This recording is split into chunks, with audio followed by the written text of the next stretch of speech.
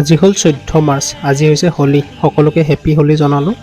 আন দিনৰ দৰে মোৰ ৰুটিনখন আজি পৃথক, কাৰণ আজি চেম্বাৰ যোৱা নহ'ব। সেইবাবে 10 বজাত শোৱা পাতি ত্যাগ কৰি দেউতাৰ লগত ঘৰৰ শাক-পাচলি বাগিচাখনলৈ এটা ভিজিট এটা মাৰিলোঁ।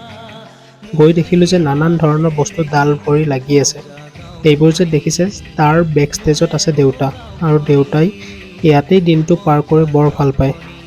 আৰু দেখিছেনে, কি ধুনীয়াকৈ বেঙেনা লাগি আছে, বিন লাগি আছে।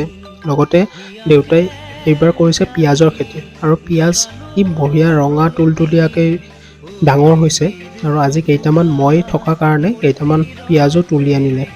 আৰু চাওকচোন কি বঢ়িয়াকৈ পিঁয়াজবোৰ ডাঙৰ হৈছে, আৰু ঘৰত কৰা হিচাপে কিবা এটা মনটো ভাল লাগি যায়। আৰু এইটোৱেই মজা গাঁৱৰ পৰিৱেশত থকা। বাৰু আজিলৈ ইমানেই। Bye bye.